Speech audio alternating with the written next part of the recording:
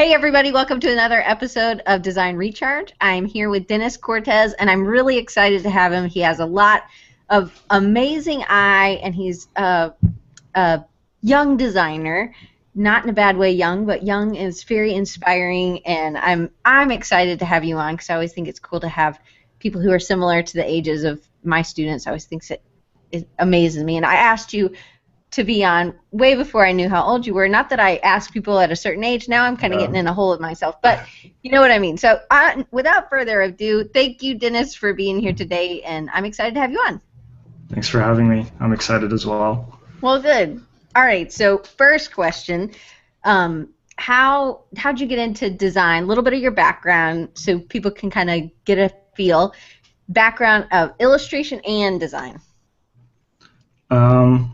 Well, design, I was actually a musician going into college my freshman year, and I needed a logo for myself, so I decided to try one, and now that I think back on it, I think I used like Comic Sans or something, and it was like red and purple, and it was like horribly designed, but yeah, and then after that I just started trying it. Like I liked Photoshop a bit.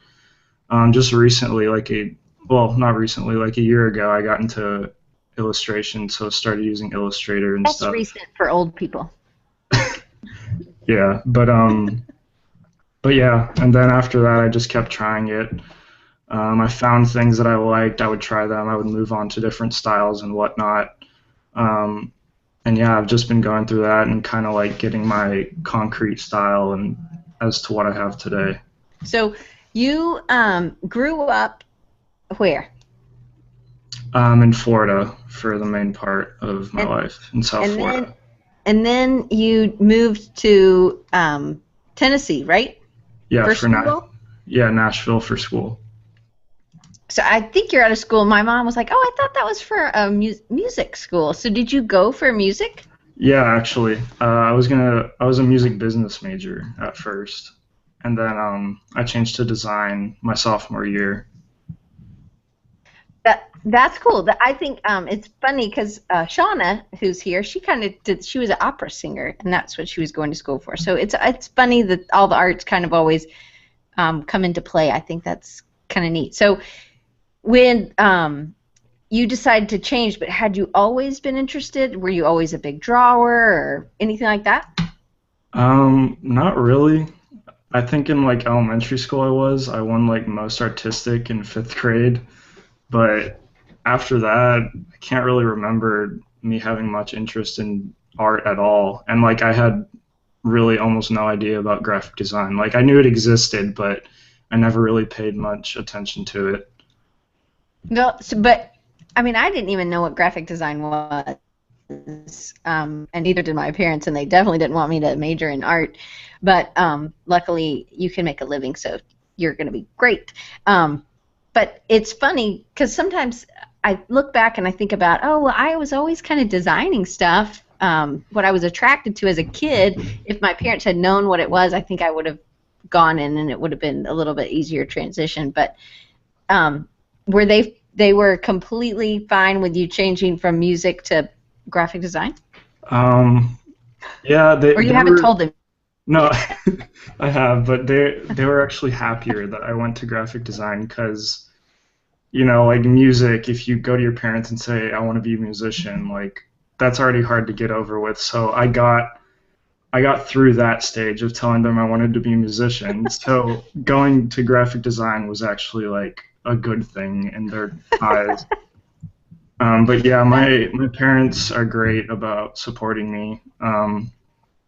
Yeah, they're great about supporting me. So you were, I guess maybe it was 2.5 years ago that you started Calligratype. What is it? Tell us what it is. Anybody who hasn't seen it, and I'm going to share a link so that they'll be able to look at it on Instagram. And then, and why did you start it? Okay. Well, Calligratype is it's an Instagram account mainly that pretty much curates type and gives people some inspiration and just like giving people exposure, the people that I think deserve it. that are doing really great stuff in the community and just giving them like more of exposure that they deserve. And why I started it, it was actually kind of by accident. Like I made it as sort of like a Pinterest for Instagram. So for me to collect my type stuff because at that time I was really into typography and lettering and stuff like that. So I would feature the people there, but I mean, I didn't really expect it to be anything too big. Hmm. Um, but it was just something that was a hobby and something for me to reference whenever I was doing some type work or practicing and whatnot. Right. So with Calligratype, it was like December of 2013, maybe. Yeah, I'm pretty sure that's when it was. So and it's not like me. I just do one thing a week. I mean, you're doing like three a day, if not more than that, right? Of my personal stuff or for calligraphy. For Calligratype, and then we'll get on to the other things that you're doing as well. Okay. But Yeah, for calligraphy I try and post like 2 to 3 times a day. I find them just by going through the hashtag or either on my own personal Instagram. I follow a bunch of type people.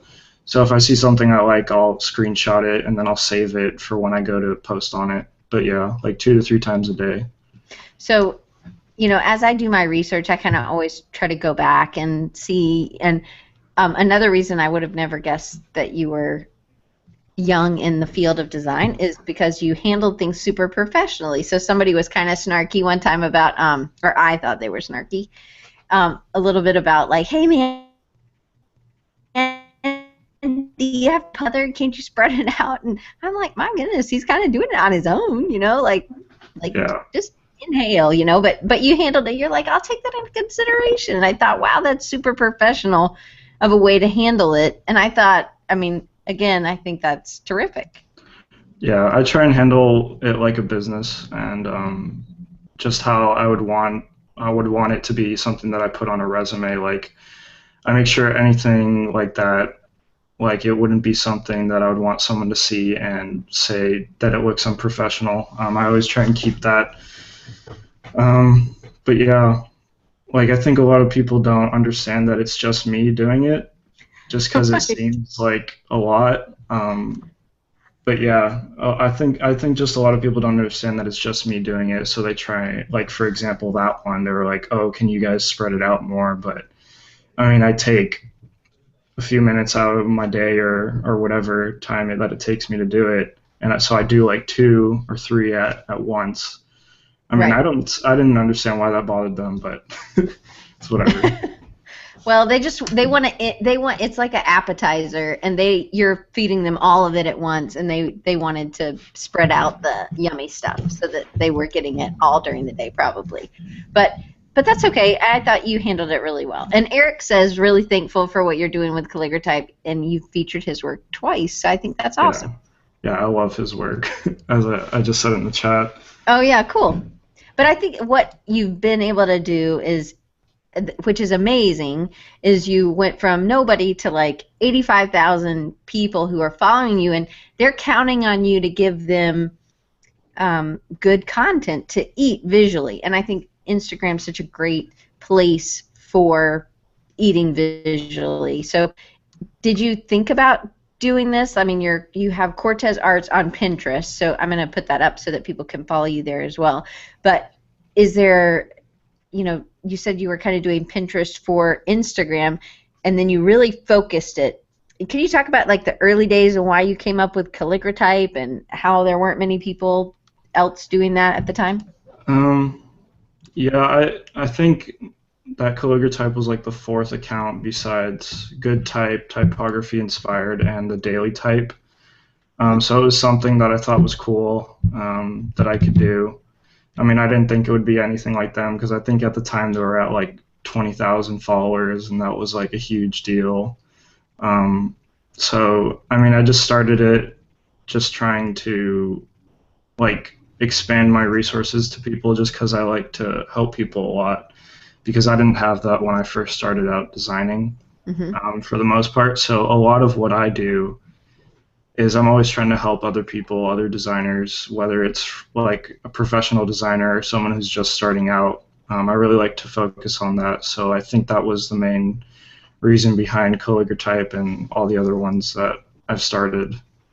Well, I think one of the reasons that it's so successful is that you have such a good eye and that you've been able to promote people, but you're promoting really good content and you're showing really good content, and I think that's important.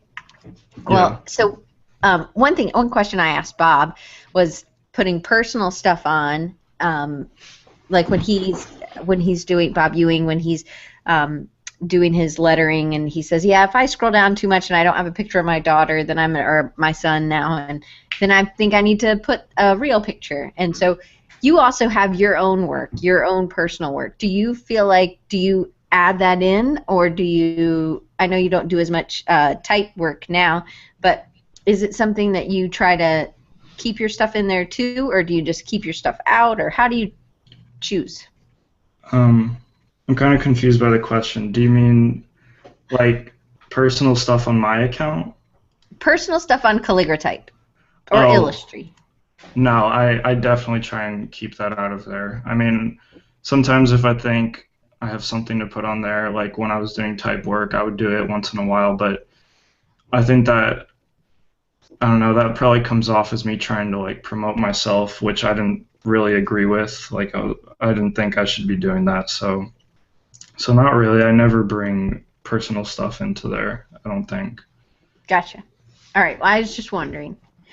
So how about on your personal account, how do you feel about, do you keep it really professional, or do you add some pictures of life stuff?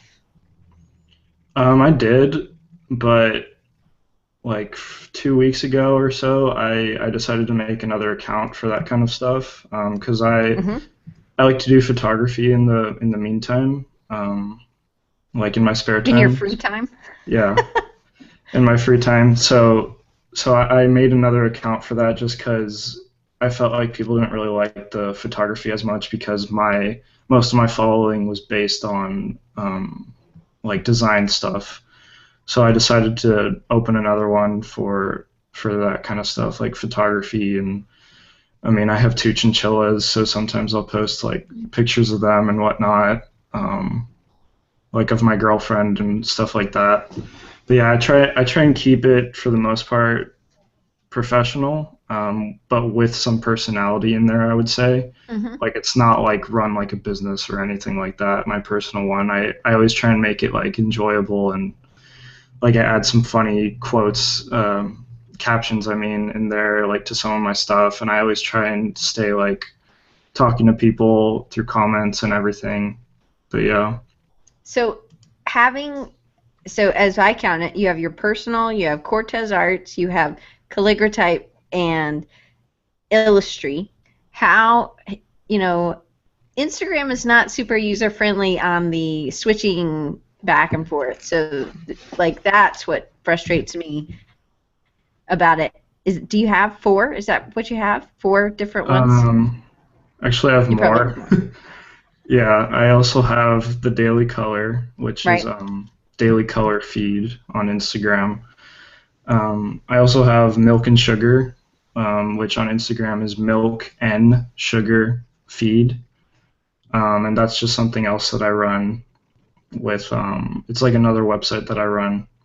Well, I was saying that I own Daily Color Feed, at Daily Color Feed on Instagram, which is another project that we could speak about later. And then also Milk and Sugar, which is Milk and Sugar Feed on Instagram, and it's also a website that I run with a few friends. It's like curation, like kind of like calligraphy, but for product design. It's really cool if anyone here is interested in product design. Um, but yeah, I own those other two ones, and I run all. How many is that? Like seven, eight? Yeah. So how do you manage? Do you have any tips? Have you figured anything out that's easy? Knowing all your passwords in your head, Do you have because the same password? no, I have Oh. different passwords for every single one. definitely I wouldn't want a security thing. And then Right, they can right. just go to No every breach. single one. Right, that's true. So, and you work part-time at a design firm, and then you also go to school, so you have a busy life, so you probably don't have a lot of free time. So how, do you do Illustrate in the morning and then you do, or do you just flip and go all throughout the day? Um, well, I pretty much just take whatever a little bit of time I have throughout the day. So if I'm like waiting for someone or like waiting for food or something like that, um, I will just go and post on each one. I have to log out and log back in for Jason, who's asking how do I manage them. I just have to log out and log back in. It's kind of annoying, but if you know the passwords off the top of your head, and it's not too bad. It takes like a minute to do everything and get back into another account. Um, but yeah, it's pretty much just whatever free time I have. It's not really like timed or anything for the most part. Oh, bookers. Oh, are you there? You're fine. I was trying to pull up my other account so that I can pull up images. Hopefully it'll do it for me in a second. Yes, and Alma, he said he has a girlfriend too. So, Yeah. so busy, busy. I don't know when you sleep, but that's awesome that you're getting a lot done. So, how do you think it would be if a business was trying to get more followers on Instagram? What do you think you did that really helped you to build your following? Well, the main thing when you're first starting out an Instagram account is definitely hashtags. For my personal one, I stopped using them just because I feel like honestly they do look unprofessional and whatnot if you use too many. Right. But it's kind of a necessary evil when you're first starting out. Something that I do on the milk and sugar one because I don't want to have like that whole hashtag looking thing appeal on there. I'll post one and then whenever I go back to post another one, I'll delete the hashtags off the old post. And you can do that. And like I think you can put it's 30 hashtags the max. So I just Wow. find whatever hashtags are best and I use 30 of them on most things. They have to be relevant though, of course. And then, but yeah, I just use that. And then I also say stay away from some hashtags because some of them, that's where the spam accounts go on and they're like, like, I like your work, like, look at my account or whatever. So some of the hashtags you got to avoid. But if you find the right kind of hashtags, it's definitely helpful. So some of it's just playing around and figuring out what works. So what attracts you to a good hashtag? Like what happens if it's working, or do you go for ones that are more niche, or any tips? I don't really know which ones work the best off the top of my head, just because I don't know where people click from. You can't really do that on Instagram, unfortunately. But like for example, the typography hashtag probably has like millions of views on there. So if you're into type or something, you can do that, or illustration, or art, or anything like that. You can find ones that are like just ones that aren't like too out there that are pretty relevant still. But yeah. So, all right, let's talk about Illustrate. Are you kind of handling it the same way where you're doing 2 or 3 posts a day? And are you taking time out a specific time, or are you just doing it whenever? Yeah, on Calligraphy and Illustrate, I usually post at the same time. So I'll like go into Calligraphy post and then log out, go into Illustrate post, and then log out and whatnot. So yeah, they're pretty much run the exact same way. Although I will say I do have a bit more trouble right now finding posts for Illustrate, just because I'm pretty picky on the things that I like to post. And Calligraphy already has a huge following, so it's easy to go through the hashtag and find something. But Illustrate, I think it just like hit 1,000 posts on the hashtag. So it's hard to find ones for that page, but yeah, they're pretty much run the exact same way. So then are you you always tag the person in it. So do you contact them beforehand and say, "Hey, I would like to put your stuff up on my I want to repost on or on Instagram," or do you connect with them at all? Um, Not really. Honestly, it would be a bit of a hassle to do that, especially with all the stuff I'm already doing, like going out and emailing them and even finding their email in the first place. So usually I'll just go ahead and feature them. If they, for some reason, are opposed to that, they will. I've had a few people contact me to take it down, and I just take it down right away, and like it doesn't bug me that they don't want it to be posted on there. But for the most part, people are fine with it. Obviously, I'm getting them followers, so I don't think most people are opposed to that. Yeah, most people don't. It doesn't bother them, but some people probably, I don't know. But it's kind of like with the hashtag, if they've tagged their work a certain way, then, and you'll see some people, when you are tagging it, will you be specific on what say the subject matter is? Or will you be more general, or will you talk about colors, or do you do anything like that for hashtags? Not really. I have I have notes that on my phone that I keep, and I'll copy and paste. Like I have a set of hashtags in there that's already ready to go. Hmm. So I'll just quit out of Instagram, go to the Note app, copy it, and then paste it in the comment below. So I've already found pretty much the hashtags that work best for me for That's what I'm good. posting that are still relevant. Right. But yeah, I just use those. I already have those like pre-made for all my Instagram accounts that I use. But yeah, So how much time do you think you spend per day or per week finding images to post? finding images and definitely not that long because I'm usually logged into my Cortes Arts account and I follow like 900 people in there or something like that. So I'll just scroll through the feed. I'll find one I like, screenshot it, and then when I go to post on Calligraphy, I'll post that one. And then also after I post that one, I look through the Calligraphy hashtag for a bit. I scroll down for like 5 minutes, 10 minutes, and then just see if there's anything that catches my eye. And then I'll screenshot that and post that. But yeah, Is that's how that it how works for people most of them. is that how people are giving you submissions? I know on both of those accounts it says, you can email me with submissions, or on some of the the writing underneath, I don't know what you Yeah, call that, the conversations. the bio. The bio, they say you can do it through submission. So some people are just hashtagging calligratype in that, and they're wanting you to see it, right? Yeah, yeah, I definitely say that that's better. A better way to get featured is through the hashtag.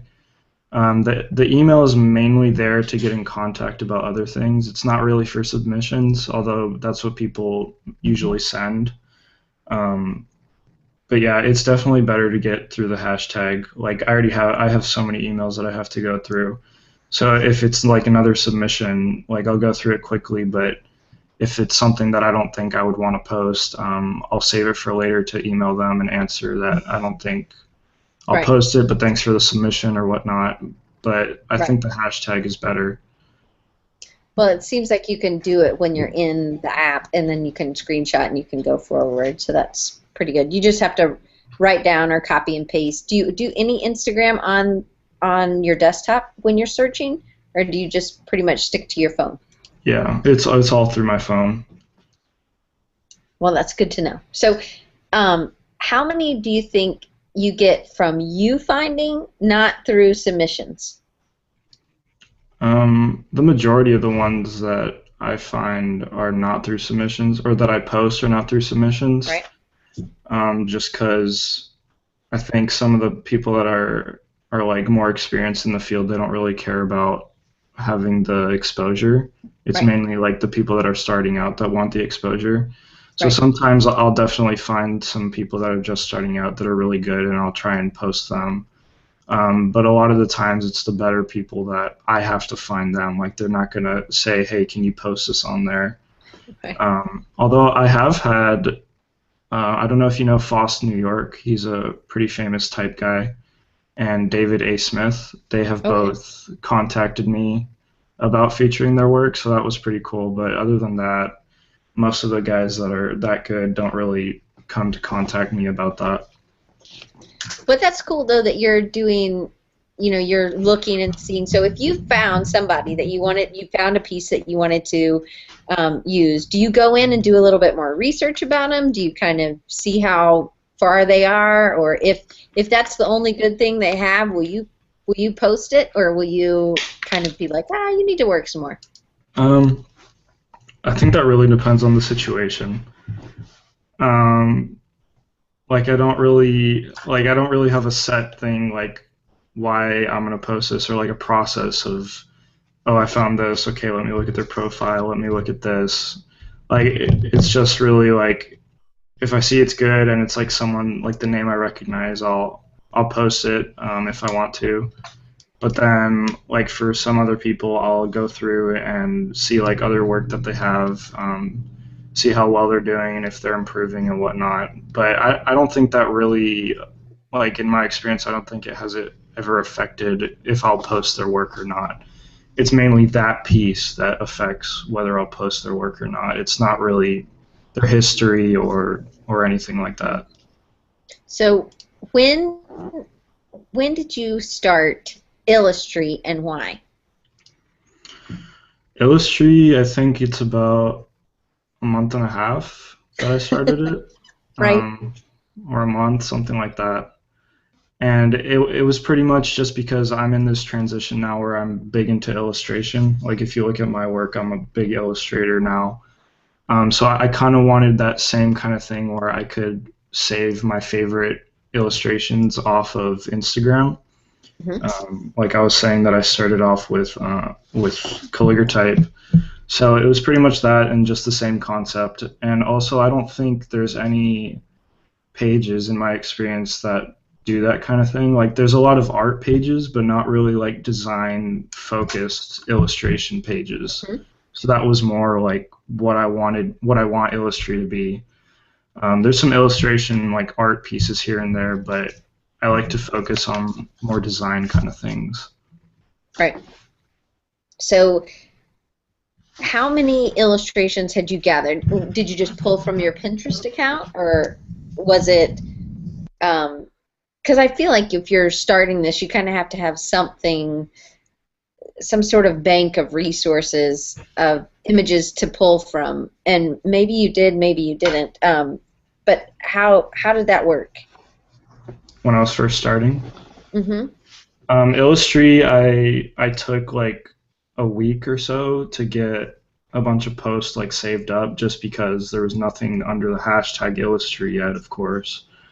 And I don't follow as many good illustrators as I follow like good type designers, so there was less for me to find from there.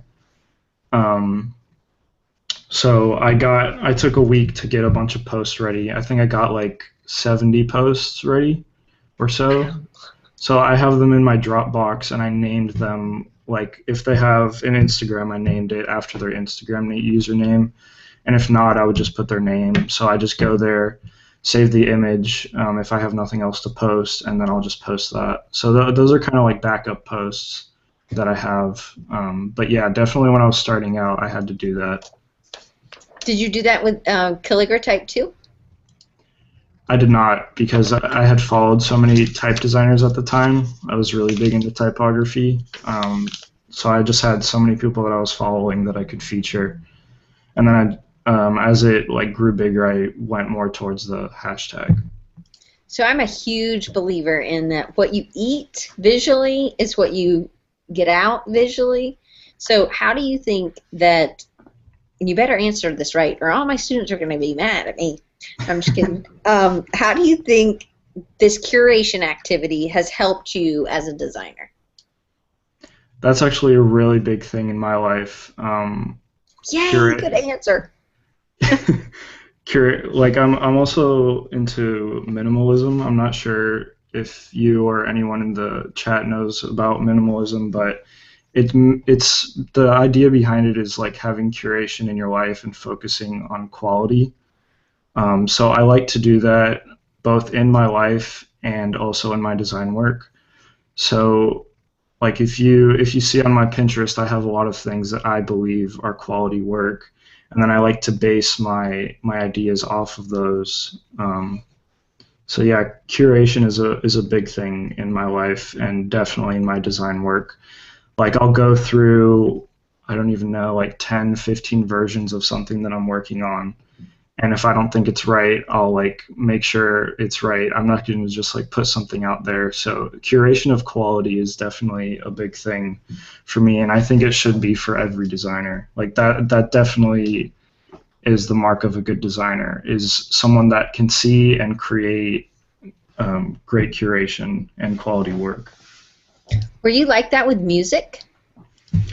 Not so much. I am nowadays just because of what I believe in now. But yeah, not really with music. So it seems like this would also be great for you in networking with people and other designers, other illustrators, just as inspiration. I mean, it seems like you're taking the time to say, hey, thanks, your work's awesome and it's inspiring me. And you're doing this on a regular basis. And then you've created a really big following. So do you think it's helped you in that respect? Do you think people, I mean, David A. Smith emailing you or contacting you, say, hey, feature my work, that's pretty good. Yeah.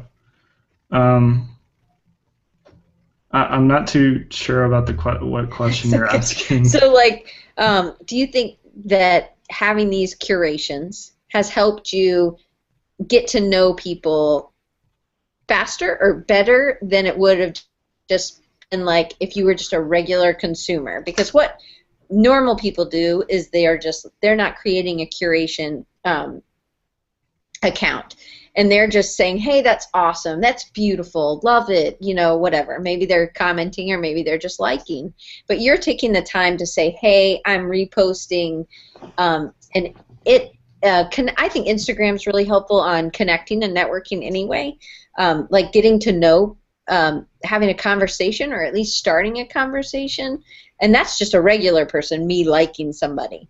But I also think when you're promoting someone, it can start a deeper connection, Yeah. a deeper kind of conversation. Do you think it's helped you get to know some people that you wouldn't have had access to maybe? Yeah, definitely it has. But I also think in my experience, I've had a good relationship both with basing it off of calligraphy work and also my own work. Like you shouldn't have to rely on, like for me, for example, I definitely don't try to not rely on something like calligraphy for my thing. I think that calligraphy is a completely separate brand from Cortes Arts. Sure. So I've had good experience with both things. Like for example, Daniel Patrick Simmons. I don't know if you know him. Like But I'm writing them down.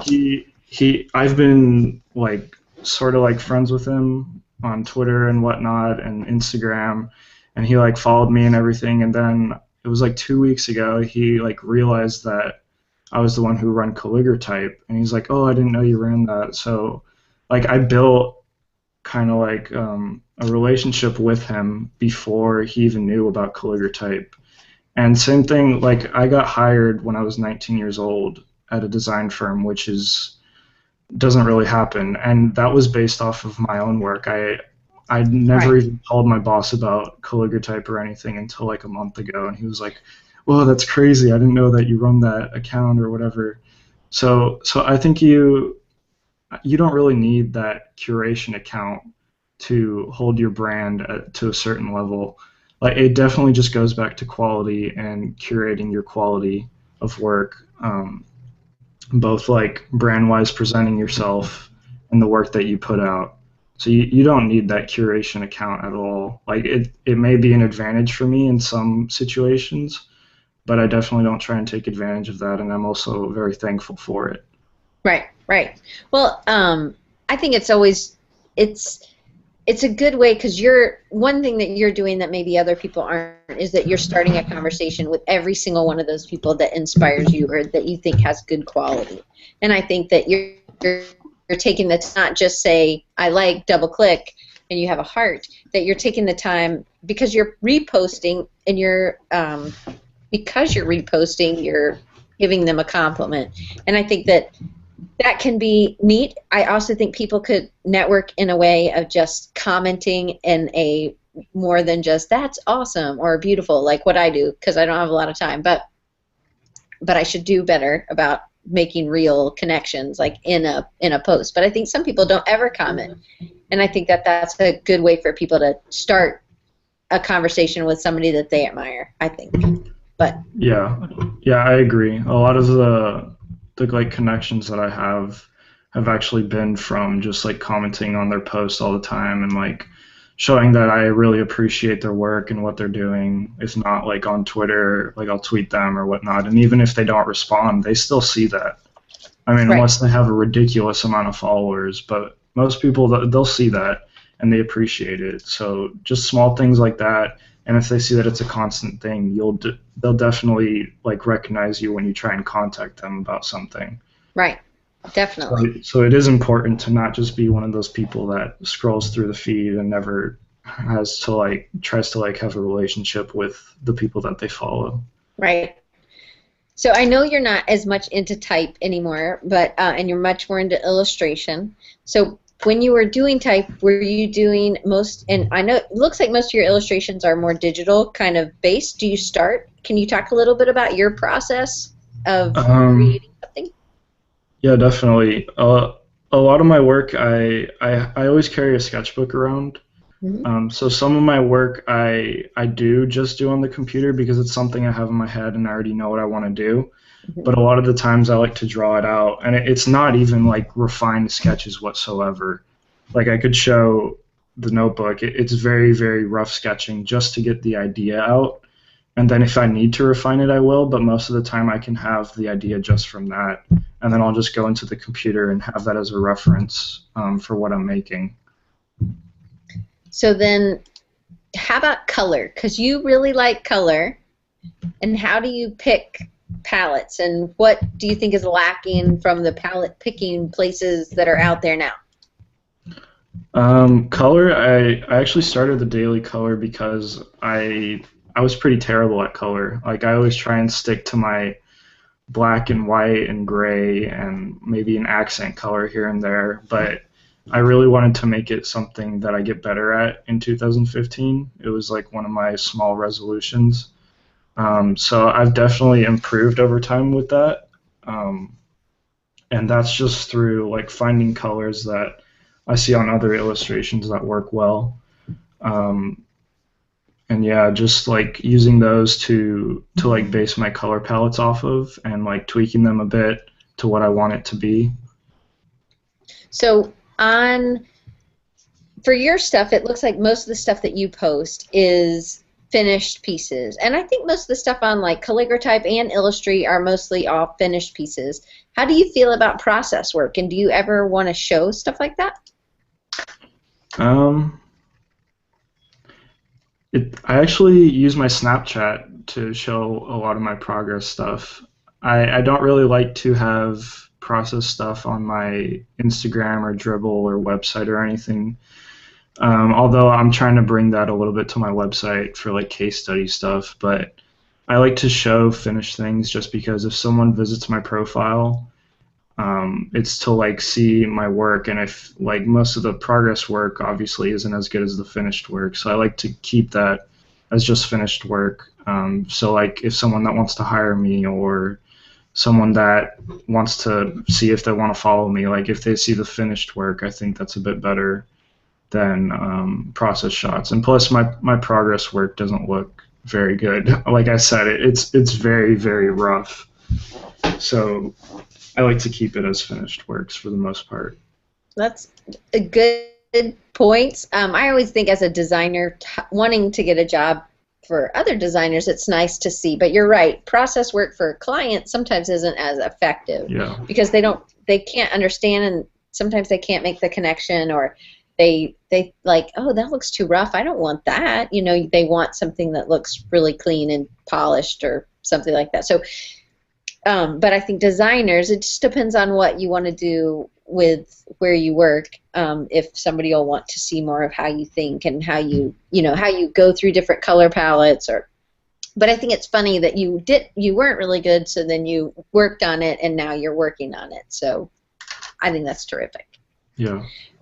So what about, have you found that there are better times to post on Instagram for maybe calligraphy or even for Illustrate, and are they the same or are they different? I think that depends on where you are at an Instagram account. I'm going to try and take that as like someone who wants to start an Instagram account. When you're starting out, you definitely should think about the timing that you're posting, just because you can target an audience that's going to be broader than it would be at like, I don't know, 3 in the morning. Luckily for calligraphy, since it has such a wide following, I don't really have to pay attention to the time too much. But even like on my Instagram account, even though I have a decent amount of following, I still try and post around like 4 or 5 o'clock, because that's when people are getting off work, when they can finally be on their phones and whatnot. So if you're just starting out, I definitely try and take that into consideration. Trying to see what's the best time to post. It's usually like afternoons or early mornings, because that's when people first go on their Instagram accounts, like when they wake up or when they go off of work. Right. So that's one thing I always kind of have, you're juggling, because if you're doing something that's going all over the world, it's going to be at 3 a.m. somewhere if it's at 3 in the afternoon where we are. And so I think you're Central Time like me, right? Yeah, Nashville. Yeah. So, but the line gets all crazy, so I never can remember if it's any further north than the Alabama-Georgia border. I'm lost. But I think that that's why, like, the reason I did Design Recharge at the time of day was I thought, well, maybe people could eat lunch with me on Wednesday, and like that at 11:30. It's really kind of a late lunch for Eastern people, but I always think that that's something that could be interesting play, and I find it interesting. I think it's great that now that you have a bigger following, a worldwide following, you don't have to worry so much about the time that you post. But with your personal stuff and with Illustrate, maybe as you're growing it, that you really do think about posting them in the morning or the afternoon. Yeah. Oh, go ahead. For calligraphy, I try and vary the times as well. Just so like it's not always 3 in the morning for wherever you are when I post. Right. So I try and like vary it up. Like right before I go to bed, I usually go to bed around like 1 o'clock, 12 o'clock. So I'll post like right before bed, and then other days I'll post like at 9 o'clock p.m. or whatnot. But yeah, it varies. I try and vary it on calligraphy just to make it fair for everyone to view it. That's nice, though. That's really nice. Well, do you think that just because you were right at the beginning of kind of Instagram, the beginning of type on Instagram, do you think that that was one of the reasons that you grew such a big following? Or do you think there was any other reasons besides the quality?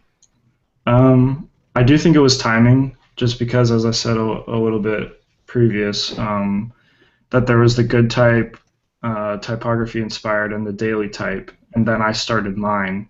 But that was 2.5 years ago or 2 years ago. And then if you look now, there's like hundreds of type profiles. So I think it was really just timing and finding something that isn't really done too much. And if it is done a lot, you definitely need to like pull that back by using quality as something to like better yourself other than other profiles.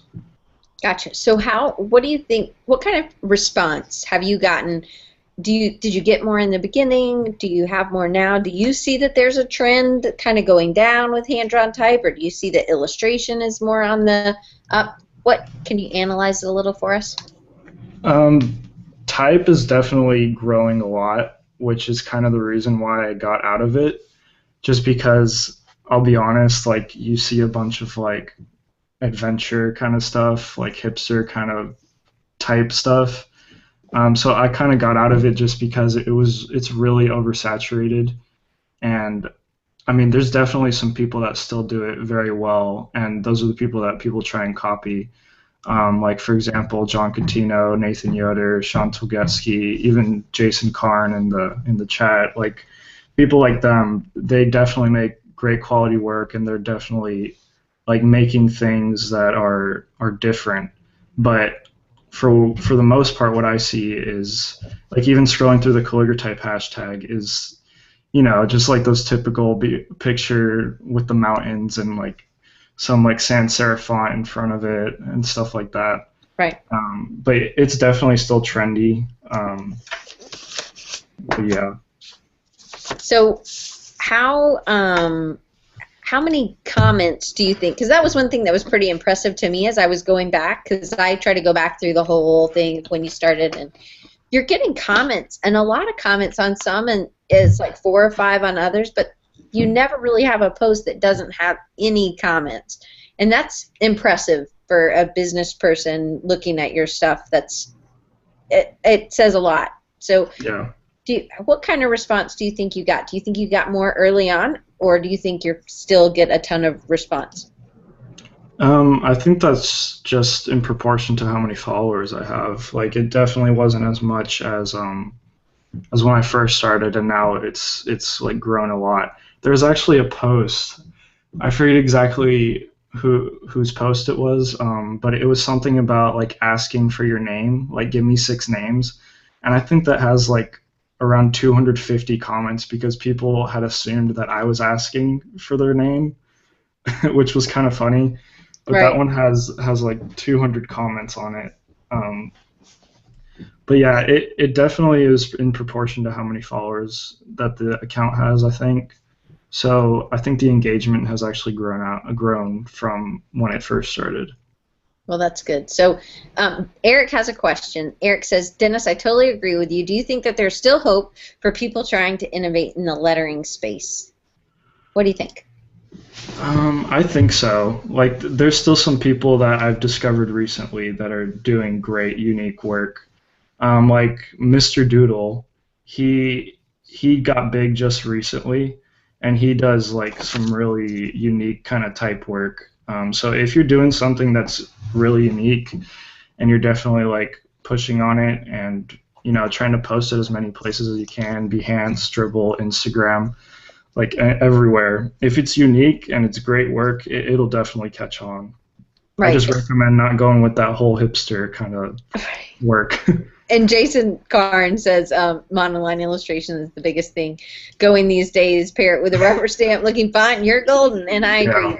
Yeah, When something gets to the point where I've seen it, that's the typical response, then you need to move forward, because it's like wearing bell-bottom pants in the 70s. It was cool then, everybody did it, and then in the 80s people still were wearing it and it looks funny. yeah. So not that you're old enough to know what people were wearing in the 80s, but I was, so we'll just leave it as that. Yeah, a lot of people are just doing it because it's popular now, but the people that are great at it and really have a passion for it are the ones that are going to stick around. So it'll die down, but definitely for right now, it's very, very trendy in the design scene, and people are just doing it for the most part to be trendy. Right. Well, and that's a trend. So, but people need to find where their voice is and what resonates with them. And I think that that's neat that you're kind of trying out different things, and you're really pushing yourself. I think that's one thing that I'm so impressed with you, Dennis, is that you really you dig in. You have these other things. Like, I seriously don't think you go to bed at 12 or 1. I don't know when you go to bed, if you go to bed, but it seems like you really dig in, and you immerse yourself in learning about the thing. And like Zach Smith, he's like that too. He just really digs down. He reads every book he can about it, and people like that I think are really interesting and inspiring. But then you're also you go forward and do something else, and like I mean, everybody has different things that they're really good at, but you have to kind of remember what gets you going. And I always say, what blows up your skirt, like you got to get that thing, and you got to figure what that is. Yeah, that's definitely what separates the successful designers from the ones that are not, because it's not really it's really not about talent or anything. It's about how much passion you have for it and how much hard work you're willing to give. Because I'll be honest, I do run all these accounts and everything, but I'm designing or thinking about design or planning about design for more than half of my day, like 10 to 12 hours a day. That's what I'm working on. I mean, I have my other job too that I have to do that for, have my personal stuff. So it's all about hard work and trying to fulfill that passion that you have. And if you don't have the passion for it, then you're not going to be able to make it big in this industry. Like anyone who's starting out, that's like the best advice you can give. It's just hard work. It is. It's hard work. And I mean, you're never going to be like on the red carpet and be like, oh, there's Dennis Cortes. You know, like that's not normal. People are going to know who you are. But, you know, designers will know. But Mary Kate McDevitt said it great at Creative South last year. She said it's kind of like famous dentists. There's not, I'm sure there are some, but we don't know them. It's just kind of like designers. Famous designers are kind of like famous dentists. The regular general public won't know who they are, but within our area, within our industry, we will know. But I think that it's interesting, your take, and I think it's a really good way to be, is just continually learning and continually working hard. And it's an industry that will kick you down if you don't. You can't. You just have to keep trying. So I think that's really good that you have that mentality and thought about it. So I know you're on other social media platforms. I'm going to share some of those in just a second. But what do you think has been one of the best ways, besides Instagram, what are some of the other social media platforms that you use that have been really beneficial to you in any way? I really like Twitter. Twitter, it's like I use Instagram for imagery-based things, like trying to get inspiration that way, but you can also find a lot on Twitter and being engaged in Twitter. Twitter is something that I use probably the same amount that I use Instagram, just because I follow so many designers that I look up to or that like have great thoughts. Like you get to see, for example, if you take someone that has an Instagram account but also tweets a lot and like is engaged in Twitter, you get to see like their work, but you also get to like see the way that they think on Twitter and the things that they talk about and having conversations on there. Like it's a more text-based kind of thing, which I think I really like and has helped me a lot with like my thought process behind things instead of like my imagery behind things, which is what Instagram is based more on. Right. So to me, Twitter was harder to get in the beginning, and it is more conversational. Are you really going in and searching hashtags, or are you just the people that you follow and you're just reading what they're writing? Yeah, it's just the people I follow. I don't think I've ever searched for a hashtag on Twitter. Yeah, I don't think I've ever searched for hashtags on Twitter. It's mainly just the people I follow, and then I find more people to follow through the people I follow. Mm-hmm. Like they'll retweet something or they'll have an interesting conversation with them, and then I go and check out their work, and I'm like, oh, I like their work. I'll follow them on Instagram. I mean, on Twitter as well. So go ahead. You go. No, there was nothing else. That's all. Okay. Well, what about like if somebody, do you read like if somebody posted, hey, there's a great article, do you click on that, or are you just really reading conversations about things? No, definitely articles as well. Like Tobias Schneider, Mm-hmm. I believe that's how you say his name. He was like designer of the year at the awards. He posts a lot of articles and shares a lot of articles and writes a lot of articles from what I've seen from following him. So I really like reading his stuff. People share a bunch of good articles on there, like from Medium, that I like to read and whatnot. So like I said, it kind of like it builds the text kind of sides of things, like knowledge-wise and Right. information-wise, as opposed to Instagram that's more about imagery. Right. Definitely. Like I think both are very, very important, especially with like keeping professionalism. I've learned that a lot through the people I follow on Twitter and who I've decided to unfollow on Twitter because they aren't very professional and just things like that. Well, I think you do a great job about being professional for sure. And I'm going to share all your links right now over here, and there are a bunch of them. And sorry, they're Wow. all kind of, but I could put them like that. That way they get done. But Dennis, it's what's next for you? What is kind of your next steps? Um, well, I'm focusing on work a lot. I really want to be a full-time employee where I work and maybe see if there's another company that I can go with. But for right now, exactly, I'm really trying to focus on the Daily Color and my own website that I'm doing a lot of work on. Um, Calligraphy and Illustrator, they're probably just going to be going about the same way that they are for now.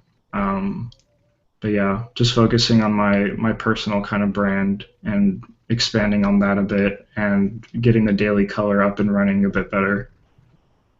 Cool. Well, I'm excited to use that. I'm excited to share it. I also am really impressed by your commitment. You have great commitment, and I think that's a great asset for any client, any Yeah, job. that's the hardest part of what I do is commitment because like I need to focus on work and I want to do great work for my job, but I also have all these other responsibilities that I want to pursue because I want to help other people.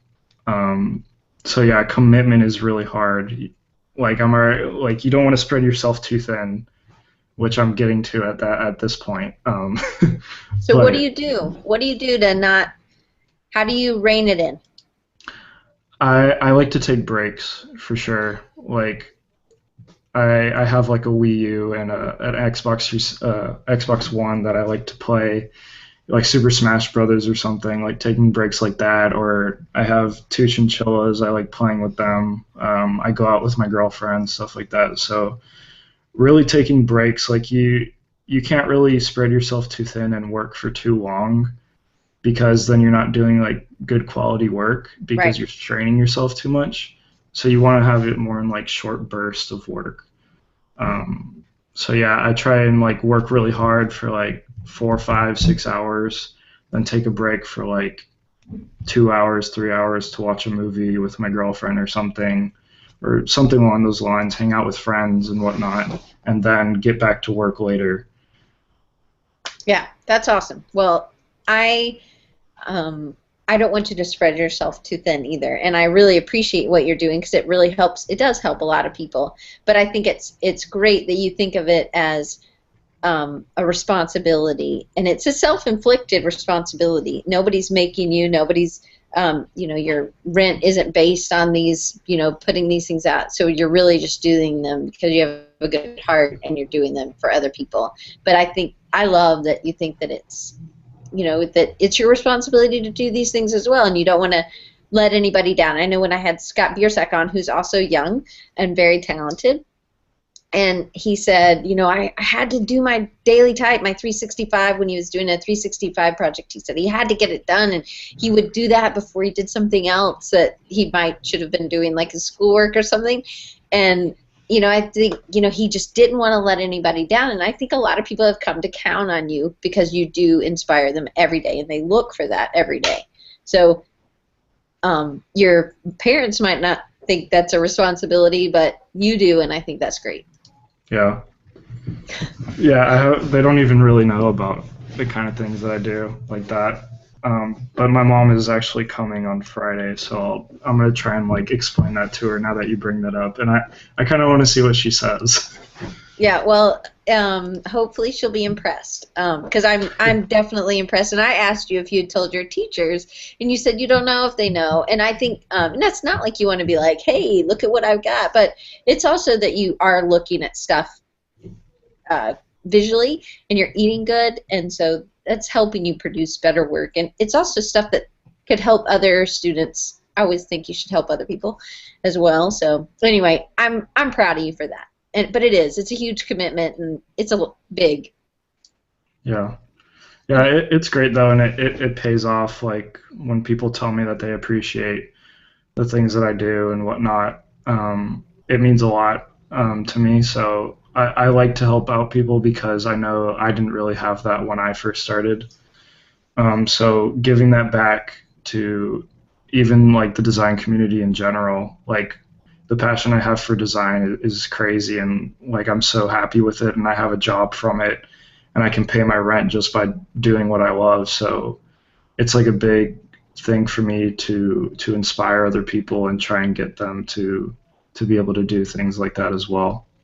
I think that's terrific. Well, Dennis, thank you so much. I'm going to share ways for people to um, follow me also, and you can follow me lots of different ways, and there they are right there in the chat. But you can always email me at diane@designrecharge.org or follow me at Design Recharge, Facebook, Instagram, Twitter, all that. That's how you get in touch with me. And you can always look at old interviews, and the new site will be up before Creative South, I hope. And been working on it, so it'll be much easier to see old archives. So, Dennis, thank you so much. You're super inspiring. I can't wait to have you back. I can't wait to see what the next step for you is. And just thank you for telling us about what you're doing, and I hope you get some rest, and I hope you get balance. Yeah, thanks so much for having me. I really appreciate it, and it was great to talk to everyone here. Well, good. And thank you for doing what you're doing and helping all of us look at good stuff visually. So I appreciate it. Anyway, we'll see y'all next week. I was going to take the week off, but now I decided to. Mike Jones is going to be on with Creative South, and so we're going to get a little inside info. So make sure you spread the news. Shauna, you want to make sure you're there because we'll probably be talking about you, and because you're a speaker, not like we're going to talk about you in a bad way. Anyway, but and Dennis, I would have loved to see you at Creative South, but maybe next year. Yeah, hopefully. All right, well, we'll see y'all next week, same time, 2:30 Eastern, 11:30 Pacific, and I'll have Mike Jones with me. See y'all later.